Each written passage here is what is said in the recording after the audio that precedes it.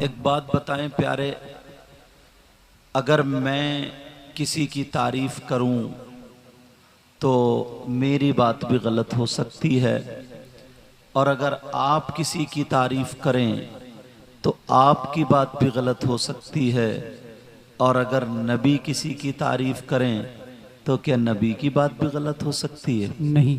بتائیے، کیا نبی کی بات غلط ہو سکتی؟ نہیں ہو سکتی۔ نبی فرماتے ہیں خیرکم من تعلم القرآن وعلمہ، سبحان اللہ، سبحان اللہ۔ تم میں سب سے بہتر وہ ہے کون؟ اب دیکھو یہ کون کہہ رہا ہے؟ آقا فرما رہے ہیں پیارے، اور پوری دنیا غلط ہو سکتی ہے مگر نبی کا فرمان غلط نہیں۔ نبی فرماتے ہیں تم میں سب سے بہتر وہ ہے جو قرآن پڑھے پڑھائے، قرآن سیکھے اور سکھائے۔ اور ایک جگہ آقا نے ارشاد فرمایا نظرتن الی العالم احب الی من عبادت سنت مع صیامها وقیامها۔ آقا فرماتے ہیں کسی عالم کی طرف ایک مرتبہ دیکھنا، کیا کرنا بولو پیارے؟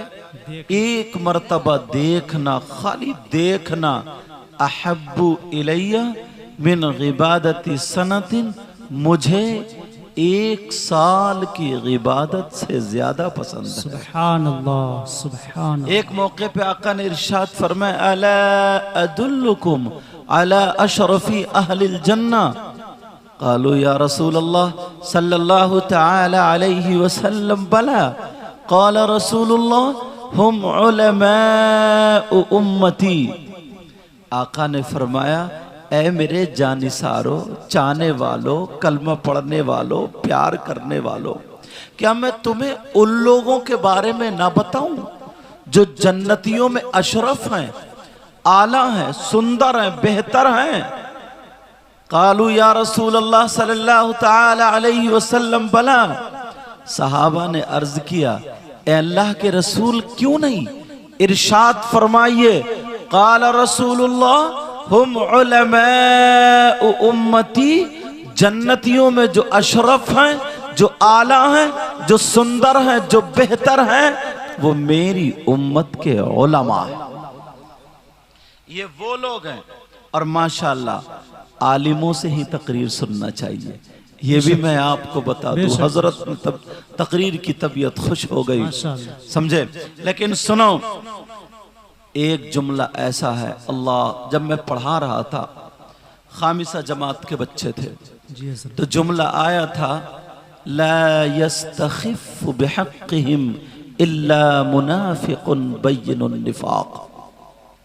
آنکھوں میں آنسو آ گئے، بچوں نے سوچا شاید طبیعت کچھ خراب ہے حضرت کی، لیکن طبیعت خراب نہیں پیارے، ذرا سنو تو شیطان کا ذرا حملہ دیکھو۔ اللہ کے رسول صلی اللہ تعالی علیہ وسلم نے ارشاد فرمایا لا يستخف بحقهم الا منافق بین النفاق۔ جو علماء کو ذلیل سمجھتا ہے، کمتر سمجھتا ہے، حقیر سمجھتا ہے، چھوٹا سمجھتا ہے، جو ان کی تذلیل کرتا ہے، نبی فرماتے ہیں وہ کھلا ہوا منافق ہے۔ اللہ، اور نبی جس کو مہر لگا دیں وہ کاٹ سکتا کوئی نہیں۔ آقا فرماتے ہیں وہ کھلا ہوا منافق ہے۔ تھوڑا سا ذہن کو کشادہ کیجئے آپ، اللہ نے اگر کسی کو مسجد کا صدر بنا دیا، متولی بنا دیا، تھوڑا سا عہدہ ہو گیا، چندہ کر کے تنخواہ دینے لگا، تو اب اسے یہ لگتا ہے امام کو میں ہی پال رہا ہوں۔ اب یہاں پہ شریعت نہیں چلے گی بلکہ طبیعت چلے گی۔ کیا سوچتا ہے؟ شریعت نئی طبیعت چلے گی، کبھی بھی کسی بھی بات پہ آ کر کے ڈانٹ دیتا، ڈپٹ دیتا۔ اگر امام کوئی اسے قرآن و حدیث کے مطابق کوئی بات بتا دے اور وہ اس کے خلاف ہو تو کہتا میں ماننے کا نہیں، امام کی نہیں مانتا، لوگوں میں اس کو ذلیل کرتا۔ کچھ لوگ ایسے ہیں جو اپنے آپ کو 50,000 روپے یا 1 لاکھ کماتے ہیں، چاہے وہ سٹے سے ہو یا جوئے سے ہو، کائی سے بھی ہوں کماتے ہیں، زمین سے یا کوئی اور کاروبار ہے، تو پھر وہ پڑھے لکھوں کو، مدرسین کو یا اماموں کو کم تر حقیر سمجھتے ہیں۔ اب ذرا سنو، نبی فرماتے ہیں لا يستخف بحقیم الا منافق بین النفاق۔ جو ان کو کم تر سمجھتا علماء کو یعنی حقیر سمجھتا ہے، وہ کھلا ہوا منافق ہے۔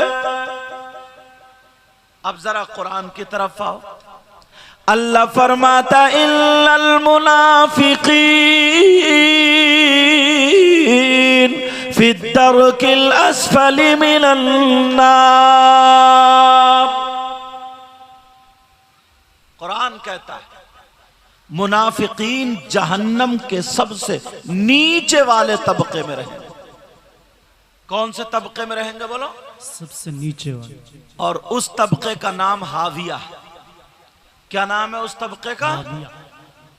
کچھ میری بہنیں اپنی بچیوں کا نام حاویہ رکھ دیتی ہیں، جی انہیں پتہ ہی نہیں۔ اگر پڑھیں تو موبائل سے فرصت ملے جب۔ اللہ فرماتا ہے بے شک منافقین جہنم کے سب سے نیچے والے طبقے میں رہیں گے۔ اور ایک روایت تو ہمیں یہ ملتی ہے، اس کی تفسیر میں جب جاؤ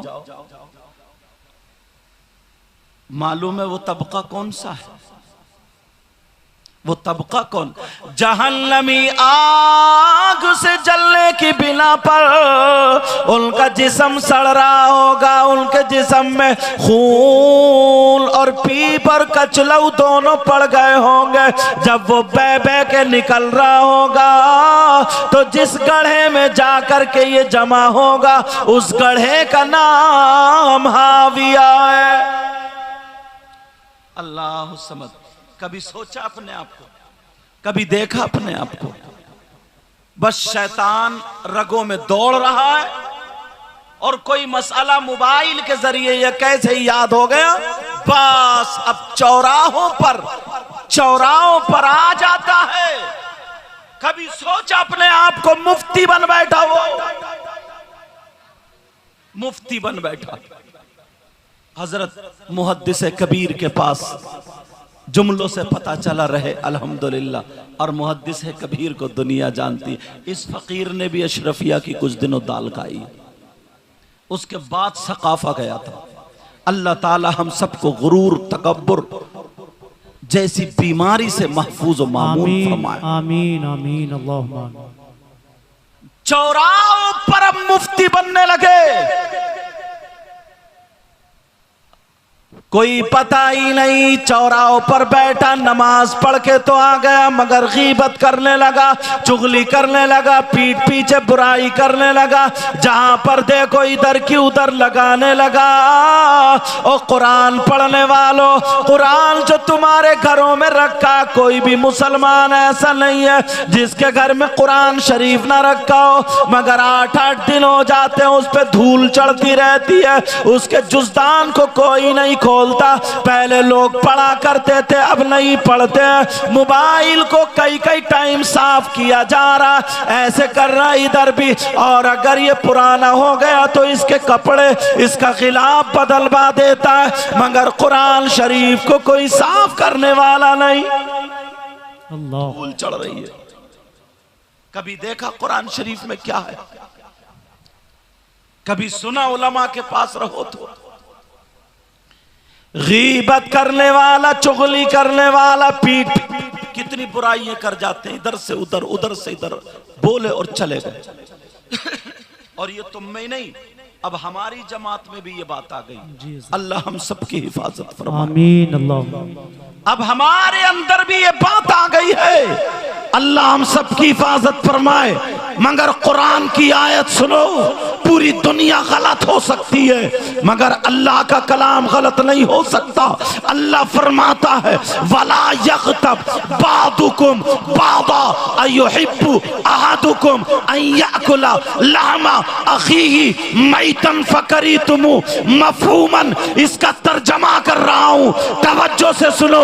غیبت کرنے والا، چغلی کرنے والا، پیٹھ پیچھے برائی کرنے والا ایسا ہے جیسے مرے ہوئے بھائی کا گوشت کھانے والا. اللہ اکبر، اللہ اکبر.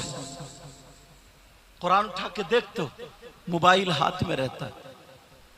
کیا وقت تھا یار، نماز پڑھتا تھا سکون سے، نماز پڑھنے کے بعد تسبیح فاطمی پڑھتا تھا، سبحان اللہ. آیت الکرسی پڑھتا تھا، سینے پہ ہاتھ رکھ کے پڑھتا تھا، ہاتھ اٹھا کے پڑھتا تھا اللہم انت السلام ومنک السلام والیک یرجع السلام. آج سلام پھیرتے ہی فوراً موبائل نکالے گا کہ دیکھوں کسی کا ایس ایم ایس تو نہیں آیا، دیکھوں کسی کی کال تو نہیں آئی. دعائیں مانگتا ہے. نماز میں توجہ کہاں؟ اور تم نہیں، میں نے مولانا لوگوں کو بھی دیکھا، اللہ معاف فرمائے، ایک طرف موبائل رکھا، جلدی سے نماز پڑھی تو سب سے پہلے نہ استغفار ہے نہ کچھ ہے، فوراً موبائل اٹھا کر کے اس کو چیک کرتا ہوا دیکھے کہ کہیں سے کال تو نہیں آئی ہے، کہیں سے کوئی بات تو، کہیں ایس ایم ایس تو نہیں آیا. پیارو ذرا توجہ کرو، غور کرو، گریبان میں جھانک کر کے دیکھو. جب تک اپنا طریقہ نہیں بدلو گے، اپنے آپ کو نہیں بدلو گے، ہر جگہ منہ کی کھانی پڑے گی. کیا کرنی پڑے گی بولو؟ منہ کی کھانی پڑے گی، ورنہ اپنا طریقہ لانا پڑے گا. اب ذرا دیکھو، ہم بھی کہہ دیتے ہیں، سب کہہ دیتے ہیں، بڑے بڑے حضرت بھی بول دیتے ہیں کہ معاشرہ حالات خراب ہو چکے، حالات بگڑ چکے، مگر کہنے سے نہیں، کرنے سے کام چلے گا. کہنے سے نہیں، آپ بھی بولتے ہو، چوراہوں پہ بھی لوگ بولتے ہیں، گھر گھر یہی آواز آ رہی ہے یار پہلے کا ماحول اچھا تھا، اب کا ماحول کیا ہوا؟ کسی نے پوچھا کیا ماحول تھا؟ ذرا بولو تو بتاؤ تو. اتنے میں 2-4 لڑکیاں نکل گئیں، ان کے کپڑے دیکھے تو کانوں پہ اچھے لوگوں نے ہاتھ رکھ لیے، ان کے چلنے کا ڈھنگ دیکھا، لوگوں نے کانوں پہ ہاتھ رکھ لیے، ان کے بولنے کا انداز دیکھا، لوگوں نے کانوں پہ ہاتھ رکھ لیے. اور اگر کسی شادی میں، کسی فنکشن میں دیکھا تو ذرا یہ دیکھو، ظہر کا ٹائم گزر جائے، 50 عورتیں ہیں، ایک بھی وضو نہیں بنائے گی. عصر کا ٹائم گزر جائے، ایک بھی وضو نہیں بنائے گی. ارے عورتوں کو چھوڑو، مرد کون سے وضو بناتے ہیں؟ مرد بھی تو نہیں بناتے ہیں. میں پوچھنا چاہتا ہوں، ان کے دوپٹے ڈھنگ کے نہیں ہیں، ان کے کپڑے ڈھنگ کے نہیں ہیں، مگر میں آپ سے پوچھنا چاہتا ہوں، یہ جو لڑکیاں اس حال میں ہیں، یہ جو عورتیں اس حال میں ہیں، شاید یہ امریکہ سے آئی ہوں گی، شاید یہ انگلینڈ سے آئی ہوں گی، شاید یہ یورپ سے آئی ہوں گی، شاید یہ امسٹرڈم سے آئی ہوں گی، یا کہیں اور سے آئی ہوں گی. یہ کہیں سے نہیں آئی ہے. گریبان میں جھانک کے دیکھو، یہ ہماری تمہاری بہن بیٹیاں ہیں، یہ ہماری تمہاری بچیاں ہیں، یہ ہماری تمہاری بیٹیاں ہیں، یہ ہمارے تمہارے گھر کی خاتون ہیں، عورتیں ہیں. کہاں چلے گئے ہو؟ ذرا غور کرو اور اپنے قدم کو روکو. ادھر آدھر نہیں، ہر شخص اپنے اپنے گھر کی ذمہ داری سنبھال لے تو انشاءاللہ کہیں جانے کی ضرورت نہیں.